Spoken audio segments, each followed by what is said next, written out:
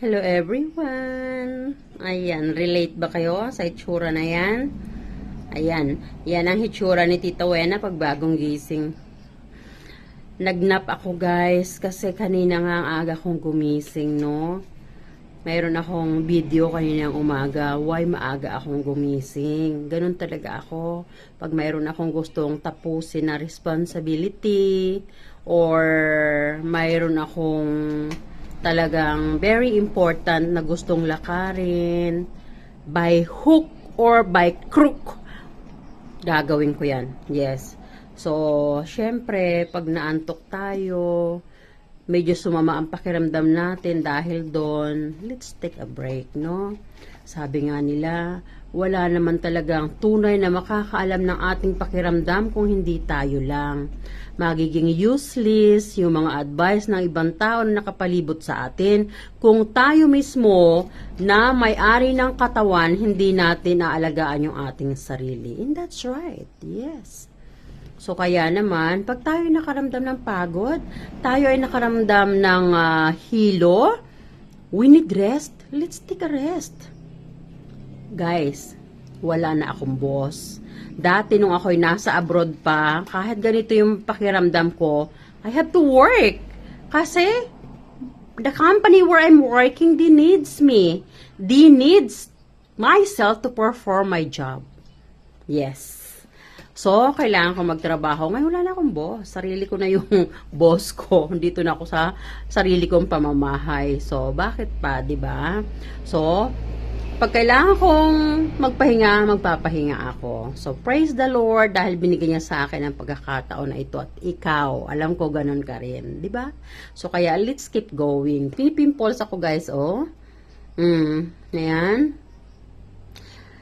Dalaga na ako, dalaga na ako, dalaga na si Tita Wena nyo. Dalaga na ako, dalaga na ako, dalaga na si Tita Wena nyo. Guys, gusto kong i-share sa inyo yung kanina na result ng pagising ko ng umaga. Una, punta nga ako doon sa hospital, yung tinulungan ko na family, gusto nilang ilabas yung anak nila sa hospital. Ayun. Guys, alam nyo ba, nung nakita ko yung facial reaction ng bata na, yay, lalabas na ako, 'di ba? Kasi 2 weeks na pala silang dapat lumabas. Kaya lang, wala sila talagang mautangan. And then, kasi may utang pa sila sa akin. Maliit lang naman. Oo. Kaso, matagal na pala nila akong gustong bayaran, lagi lang sarado ang bahay ko. Anyway, yun ang sabi, no? So, hindi ko na rin yun inurirat. Basta para sa akin, hindi naman din kabigatan yung tulong na hinihiling nila. So, ito naman family na ito ay nagbabayad talaga. Siguro nga, laging kasing sarado ang bahay ko. Kasi, sabi ko nga sarili ko, pag wala akong utang, wala naman ako ini-expect na pagbabayaran, wala akong pinagkakautangan, kahit sino pa kumatok dyan, wala akong pakialam. Kasi minsan yung mga ngatok guys, mangungutang lang pag hindi mo pinautang, galit pa.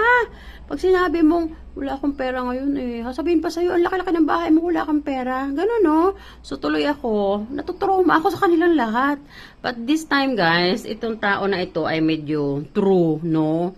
So minsan tuloy nadadamay na pati yung mga totoong tao, di ba? So, itong tao, guys, na ito, na lumapit sa akin, sabi niya, babayaran din niya after 2 weeks, no? Pagka-harvest ng kanilang mais. So, naantig yung puso ko. So, sabi ko, sige, ako na lang ang pupunta doon sa hospital. Aagahan ko na lang. Mas maaga nga ako kaysa doon sa check-out nila. Then, nung nakita ako ng bata na dala-dala ko na yung palabas nila. Ang saya nung bata, guys, naiyak ako. Totoo, naiyak ako. Tapos, nung nakita nung nanay na hawak ko na yung bills nila, hawak ko na yung kanilang paglabas, yung discharge sa paper nila, naiyak yung nanay. Siyempre, naiyak din ako. So, yun yung pakiramdam na priceless, no? Yun yung pakiramdam na ramdam mo talaga na they needs you. So, kaya, hindi talaga masama ang tumulong basta sa mga people na deserving na tulungan.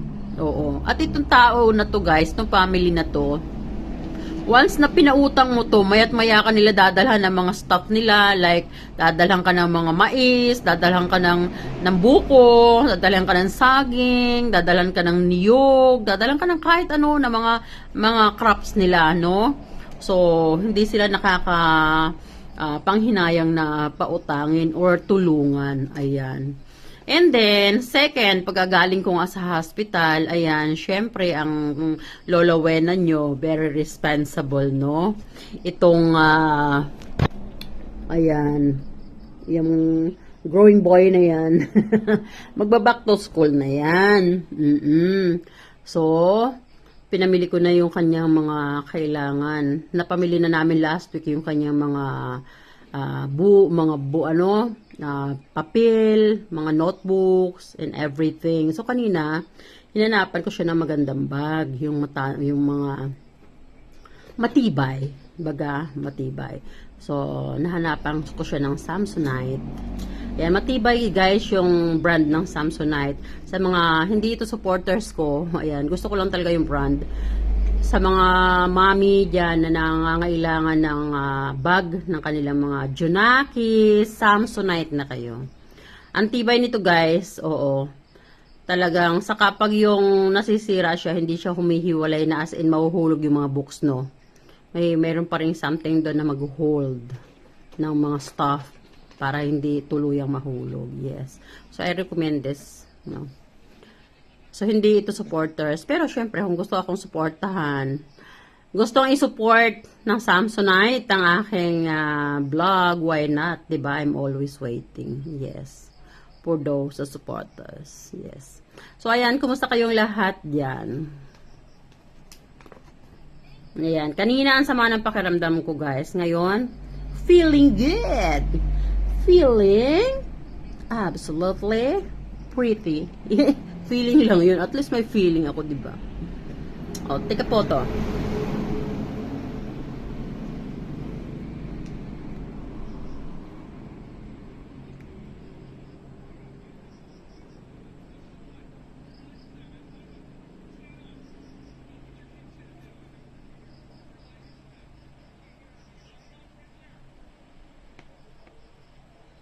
Kumuha ng angulo no?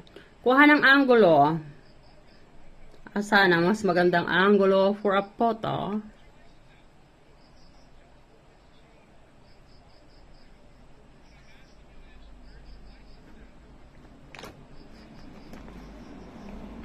Ayan, nagbali-baliwan naman si Tita Wena. Ayan, salamat na marami guys sa inyong panonood at iingat kayo parati ha. Ayan, so like yung pinapaalala ko sa inyo, pag kayo ay napapagod, just take a rest, no? Take a deep breath. Tawagin si God, Lord, kailangan ko kita. Yakapin mo po ako na mahigpit na mahigpit. Hindi tayo pwedeng gumibap. Life must go on. Sama-sama tayo.